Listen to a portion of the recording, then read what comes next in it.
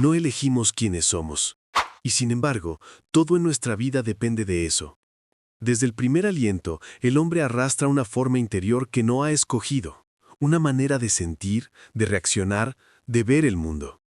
No hay educación, fortuna ni circunstancia que pueda borrar del todo la huella profunda de ese molde invisible. Es su carácter, y en él se esconde su destino. Arthur Schopenhauer comprendió esto con una lucidez que pocos han soportado mirar de frente. Para él, el carácter no era un conjunto de hábitos que el hombre podía modificar a voluntad, sino la expresión más pura de la esencia que lo anima, la voluntad de vivir. Esa fuerza ciega, irracional, eterna, que impulsa todo lo que existe, también habita en nosotros, pero bajo una forma individual. Cada ser humano es una manifestación singular de esa voluntad universal, y su carácter no es otra cosa que la manera en que esa energía se expresa en el mundo. Podemos imaginar al carácter como el cauce de un río. El agua, la voluntad, fluye con la misma naturaleza en todos, pero el cauce que encuentra determina su curso. En unos la corriente es serena y profunda, en otros impetuosa y destructiva. No hay mérito ni culpa en ello. El cauce no eligió su forma y el agua no puede ser de otro modo que agua. De igual forma, el hombre no elige su carácter, pero su vida entera será el resultado de esa forma interior. El hombre se cree libre porque ignora las causas que lo mueven. Piensa que decide, pero en realidad actúa según la necesidad de su ser. Cada impulso, cada deseo, cada gesto que repite como si fuera espontáneo, brota de su naturaleza profunda. Y cuando el destino parece castigarlo o recompensarlo, en verdad solo le devuelve el reflejo de lo que ya es. Schopenhauer escribió que el carácter empírico, aquello que los demás pueden ver de nosotros, es la manifestación del carácter inteligible, inmutable, que pertenece a la esencia del individuo. No puede cambiarse, solo conocerse.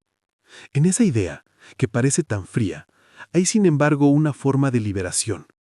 Si entendemos que somos lo que somos, sin posibilidad de ser otros, podemos dejar de fingir, de compararnos, de luchar contra la corriente que nos constituye. Pero el hombre moderno teme esa verdad. Prefiere creer que puede reinventarse, que basta la voluntad consciente para borrar años de instinto, herencia y temperamento. Sin embargo, cada vez que intenta escapar de sí mismo, termina cayendo en el mismo círculo. Cambia de ciudad, de trabajo, de rostro o de amantes, pero repite idénticas decisiones, idénticas reacciones e idénticos errores. No es el mundo el que se repite, es su carácter, reflejándose una y otra vez, como una melodía que insiste en volver al mismo compás. Y cuando el hombre sufre por las consecuencias de sus actos, no es el destino quien lo castiga, sino su propio ser. Porque el destino, para Schopenhauer, no es una fuerza externa que decide por nosotros, sino el rostro visible del carácter. Cada acontecimiento que vivimos es la forma que adopta nuestra esencia en el tiempo. Por eso, comprender el carácter es comprender el destino. Hay quien nace para la calma y quien nace para la guerra. Quien no soporta la injusticia y quien la contempla con distancia. Quien busca la belleza aún entre ruinas y quien solo ve el defecto en lo perfecto. El carácter colorea el mundo con su propia luz o su sombra, y nadie puede escapar del tono con que lo percibe. Un hombre melancólico puede vivir en el paraíso y aún así sentirá el peso del cielo. Un espíritu alegre puede caminar entre ruinas y hallar belleza en el polvo. Schopenhauer afirmaba que el hombre no puede querer otra cosa que lo que quiere. Y en esa sentencia, tan simple como devastadora, destruyó la ilusión de la libertad absoluta. Porque si nuestros deseos nacen de una raíz que no elegimos, si el querer mismo está determinado por lo que somos, ¿dónde queda la libertad? El filósofo respondió con ironía. Somos libres para hacer lo que queremos, pero no para querer lo que queremos. Esa es la prisión más profunda del ser humano, confundir la libertad de acción con la libertad de querer. Sin embargo, esta comprensión no debe hundirnos en la desesperanza. Schopenhauer no invita a la resignación ciega, sino al conocimiento lúcido. Saber que el carácter es el destino no significa rendirse ante él, sino conocer su naturaleza para no vivir en contradicción con ella. El sabio dice, no intentan cambiar su esencia, sino entenderla, dominar su expresión, hacer que sus actos no sean un choque contra sí mismo. El hombre ignorante, en cambio, se arrastra de deseo en deseo, creyendo que cada nuevo impulso es una promesa de libertad. Persigue placeres, riquezas o reconocimiento, y al alcanzarlos, descubre que la insatisfacción permanece intacta. Porque la voluntad, esa fuerza que lo mueve, no busca saciarse, sino perpetuarse. Su esencia es desear.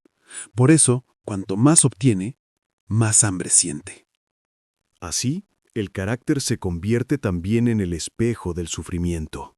Un espíritu impetuoso sufrirá por lo que no puede dominar, uno sensible por lo que no puede soportar, uno vanidoso por lo que no puede poseer. La raíz del dolor está en la naturaleza misma del individuo. Y aunque el mundo externo cambie, él seguirá reaccionando según su estructura interior. Schopenhauer observó que el sufrimiento es inherente a la vida, pero no todos sufren del mismo modo. El sabio lo transforma en conocimiento. El necio lo convierte en queja. Ambos enfrentan el mismo destino, pero con distinta mirada. Es en esa diferencia donde el carácter revela su poder. El mundo es igual para todos, pero cada uno lo interpreta según el cristal de su ser. Podemos imaginar dos hombres caminando bajo la lluvia. Uno maldice el cielo. El otro observa las gotas caer con una serenidad que no se explica. Ambos viven el mismo fenómeno, pero dentro de cada uno hay un universo distinto. El primero ve un castigo, el segundo, una revelación. ¿Cuál de los dos sufre más? Ninguno, en realidad. Solo viven el reflejo inevitable de su carácter. El destino no es más que la proyección del carácter sobre el lienzo del tiempo. Y lo que llamamos vida es la secuencia de esas proyecciones. Una película que repite con variaciones sutiles la misma trama esencial. Algunos personajes cambian, algunos escenarios se modifican, pero el guión interno permanece. Lo que el hombre no resuelve en sí mismo, el destino se encargará de repetírselo hasta que lo entienda. Esa es la gran ironía del destino. No nos persigue, nos refleja. No es un juez, sino un espejo. Nos muestra una y otra vez lo que aún no comprendemos de nosotros. Y cada suceso que creemos injusto o azaroso es solo el eco de una ley que habita en lo más profundo de nuestro ser. Por eso Schopenhauer veía la sabiduría no como un acto de conquista, sino de comprensión. El sabio no lucha contra el mundo, lo contempla. Sabe que las fuerzas que lo mueven no están afuera, sino dentro. Su serenidad no proviene de la esperanza, sino del conocimiento. Ha dejado de pelear con el cauce del río, y por eso su corriente es más suave. Cuando un hombre se conoce a sí mismo, deja de culpar al destino. Comprende que sus fracasos, sus encuentros, sus pérdidas no son accidentes, sino expresiones de su carácter. Entonces deja de preguntar ¿por qué a mí? Y empieza a observar ¿para qué en mí? En esa simple inversión se abre el verdadero despertar filosófico. Pero llegar a esa comprensión requiere atravesar el dolor de la ilusión rota, porque reconocer que no somos completamente libres hiere el orgullo. Durante siglos, el hombre ha querido creer que puede forjarse desde cero, moldear su alma como un escultor su obra. Sin embargo, Schopenhauer nos recuerda que el escultor y la piedra son la misma cosa. No hay un yo que esculpa al yo, solo la voluntad que se manifiesta bajo una forma concreta. Y aunque la razón quiera resistir, la experiencia lo confirma. Cada uno de nosotros lleva una línea de conducta que tarde o temprano reaparece. Las pasiones pueden moderarse, los hábitos pueden refinarse, pero el núcleo permanece. Ese núcleo es lo que somos. Cambiarlo sería cambiar la esencia misma del ser, y eso está más allá de toda posibilidad humana. El hombre puede conocerse, no reinventarse. Puede refinar su expresión, pero no alterar su raíz.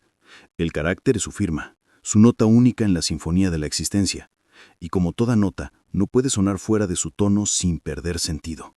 Aún así, hay una forma de libertad que Schopenhauer concede, la libertad del conocimiento. Cuando comprendemos lo que somos, dejamos de ser esclavos de la ilusión. La voluntad sigue actuando, pero ya no nos arrastra sin conciencia. Somos testigos de su juego, y en esa observación hay una calma que el ignorante jamás conocerá. El sabio no es aquel que cambia su carácter, sino quien lo conoce y actúa en armonía con él, porque solo quien acepta su naturaleza puede trascenderla. El carácter no solo define el modo en que el hombre vive, sino también cómo interpreta su propia existencia.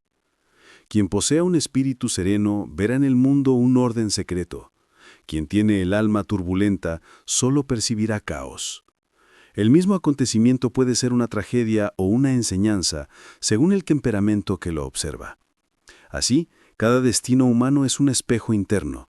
No vemos el mundo como es, sino como somos. Schopenhauer encontraba en esta constatación la raíz de toda moral profunda. Si el carácter es la esencia del individuo, la bondad o la maldad no son elecciones morales libres, sino manifestaciones necesarias de esa esencia. El hombre bueno no es virtuoso porque elija serlo, sino porque su naturaleza lo impulsa a compadecer. Del mismo modo, el cruel no elige serlo, sino su voluntad se expresa a través de la dureza. Por eso decía el filósofo, nadie puede volverse santo por decreto, ni perverso por capricho. Somos aquello que la voluntad quiso que fuésemos, y todo lo que hacemos no es más que la traducción visible de esa música interior. Esta idea, que a primera vista puede parecer fatalista, encierra una profunda sabiduría práctica. Comprender que los hombres no pueden ser distintos de lo que son, libera el alma del resentimiento. Quien sabe esto deja de esperar justicia perfecta del mundo y comienza a cultivar la compasión. Porque si el carácter está determinado, la ira hacia los defectos ajenos se vuelve absurda. Uno no maldice al fuego por quemar, ni al invierno por helar. Del mismo modo, no debería odiarse al necio por su necedad, ni al soberbio por su orgullo. La compasión en Schopenhauer es el único puente real entre los seres humanos. Cuando comprendemos que todos somos esclavos de la misma voluntad ciega, cada uno atrapado en su forma particular de desear y sufrir, surge una solidaridad silenciosa, una especie de ternura trágica hacia los demás. No los excusamos, pero los comprendemos. No los justificamos, pero los vemos como lo que son, criaturas arrastradas por una fuerza que los supera. De esa comprensión nace también la ética más pura, no aquella que impone mandamientos, sino la que brota del reconocimiento del sufrimiento ajeno. El sabio no se comporta bien por deber, sino porque percibe al otro como una prolongación de sí mismo. Ha trascendido la ilusión de la individualidad, ese velo que la voluntad coloca para mantenerse separada y competir. Al levantarlo, siente la vida entera como una sola corriente. Y entonces el bien deja de ser una obligación, se vuelve inevitable. Pero llegar a esa visión exige haber vidado el propio carácter sin adornos. Quien no se ha enfrentado a su propia sombra no puede comprender la de los demás. El conocimiento del carácter es también una forma de humildad. Reconocer lo que uno es sin pretensiones. En un mundo donde todos fingen poder ser cualquier cosa, esta sinceridad interior se vuelve un acto de valentía. El hombre que se conoce deja de juzgar con ligereza. Entiende que el valor o la cobardía, la generosidad o el egoísmo no son méritos o defectos elegidos, sino expresiones de un fondo común. Cada uno encarna una posibilidad distinta del mismo principio vital. Por eso, juzgar a los demás es tan inútil como juzgar las olas del mar por su forma. Todas pertenecen al mismo océano. Schopenhauer veía en el arte y en la contemplación estética una forma de liberación momentánea del carácter. Cuando el hombre contempla lo bello sin deseo, sin interés, logra escapar por un instante del dominio de la voluntad. Deja de ser individuo y se convierte en puro ojo que ve, en conciencia que observa. Y en esos breves momentos, al escuchar una sinfonía, al mirar un paisaje o un rostro que lo conmueve, el hombre trasciende su destino. No porque lo cambie, sino porque deja de identificarse con él. Esa suspensión del querer es la única verdadera libertad. En ella no desaparece el carácter, pero deja de ser una cárcel. El yo se disuelve y el mundo entero respira dentro de la mirada. Es entonces cuando comprendemos que el destino, por más inevitable que sea, no puede aprisionar al que ya no se confunde con su deseo. Schopenhauer hablaba también del sabio que alcanza la negación de la voluntad. Aquel que al comprender la raíz del sufrimiento, renuncia a la lucha, al querer constante, y encuentra paz en la quietud. No se trata de una renuncia ascética vacía, sino de una serenidad que nace del conocimiento. Ha entendido que el mundo es representación, que el carácter es el cauce y la voluntad el río, y que el dolor proviene de intentar que el agua corra en sentido contrario. La calma del sabio no es indiferencia, sino aceptación lúcida. No se desespera cuando el destino le muestra su rostro, porque sabe que ese rostro es el suyo. Cada circunstancia de su vida le parece necesaria, incluso las más duras, porque todas expresan lo que él es. Así, el destino deja de ser enemigo y se convierte en espejo de autoconocimiento. Pero para llegar ahí, el hombre debe atravesar la contradicción. Debe sentir primero la rebelión de su voluntad, la frustración de no poder ser otro, el orgullo herido de su ego que se resiste a aceptar límites. Solo cuando esa lucha se agota, surge la comprensión. Y entonces descubre algo paradójico, que la paz no viene de cambiar el destino, sino de reconocerlo.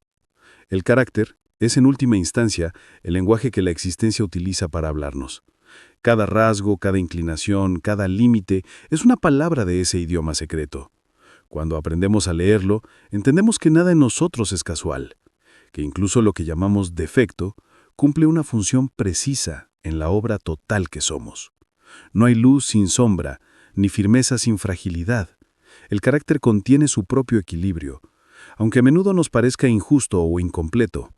Por eso el verdadero autoconocimiento no consiste en añadir cualidades, sino en desvelar lo que ya estaba ahí, como un escultor que no crea la forma, sino que la libera de la piedra. El sabio trabaja así con su vida. Quita lo que sobra, pule lo que lo opaca, deja que la figura interior se revele por sí misma. Su destino entonces ya no es una imposición, sino una expresión de armonía. Nada es más trágico que el hombre que desconoce su carácter. Vive intentando encajar en moldes ajenos, forzando naturalezas que no le pertenecen. Quiere ser valiente cuando su alma es contemplativa. Quiere ser audaz cuando su espíritu busca calma. Y en esa contradicción desperdicia su fuerza. No fracasa porque el mundo lo rechace, sino porque vive en guerra con su propia esencia.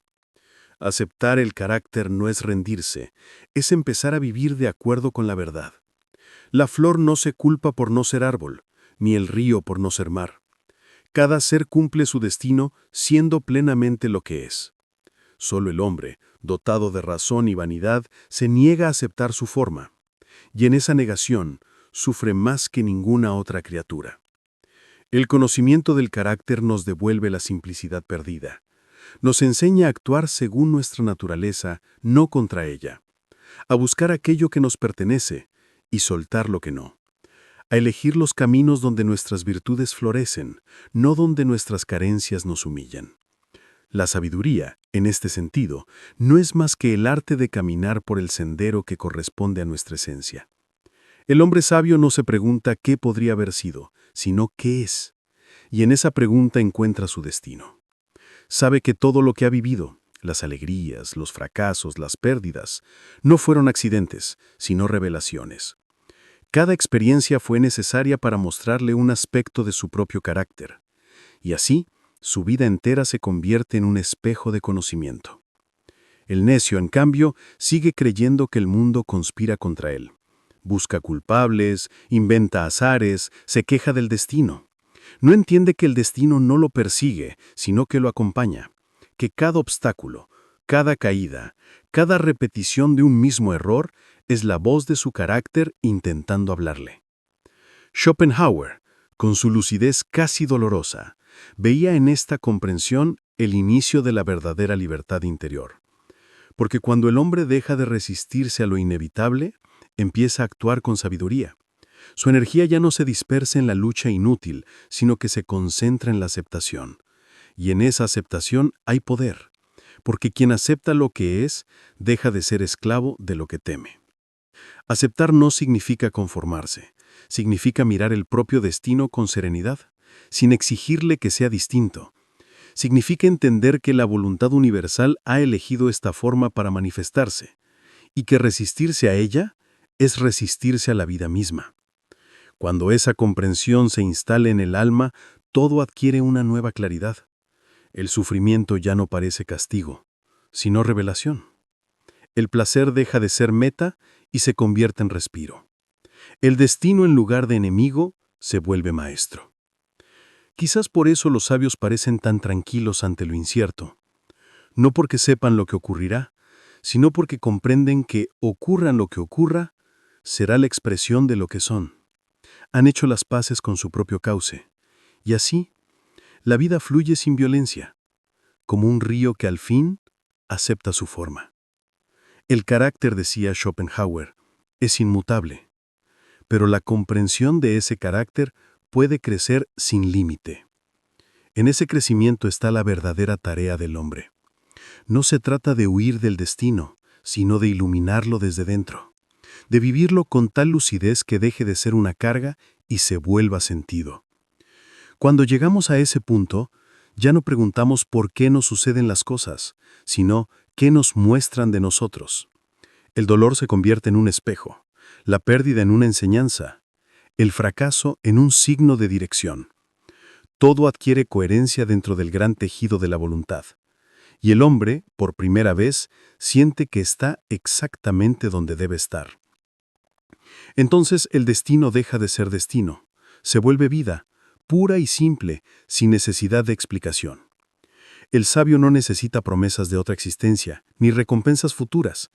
Le basta con comprender esta, con vivirla en plenitud, sabiendo que cada instante contiene la totalidad de su ser. Quizás ahí, en ese silencio interior donde el querer se aquieta, el hombre toca la eternidad, porque ha dejado de oponerse a lo que es, y en esa aceptación encuentra algo que ni el tiempo ni el destino pueden arrebatarle: la paz de haberse comprendido. El carácter es el destino del hombre, y conocer ese destino no es una condena, sino una forma de libertad. Porque quien se conoce deja de temer, deja de fingir, y en ese instante el mundo deja de ser un laberinto y se convierte en un espejo. Mírate con sinceridad, no para cambiarte, sino para entenderte. Cada reacción, cada impulso, cada sombra contiene la huella de lo que eres. Si aprendes a leerla, el destino dejará de parecerte enemigo. Verás que todo lo que ocurrió tenía que ocurrir para mostrarte tu forma. Y cuando lo comprendas, ya no querrás ser otro, querrás ser tú, pero con los ojos abiertos. Y si al escuchar esto algo en ti se mueve, algo se inquieta o se reconoce, no lo ignores, porque puede que ese leve temblor no sea otra cosa que el eco de tu propio carácter llamándote a casa.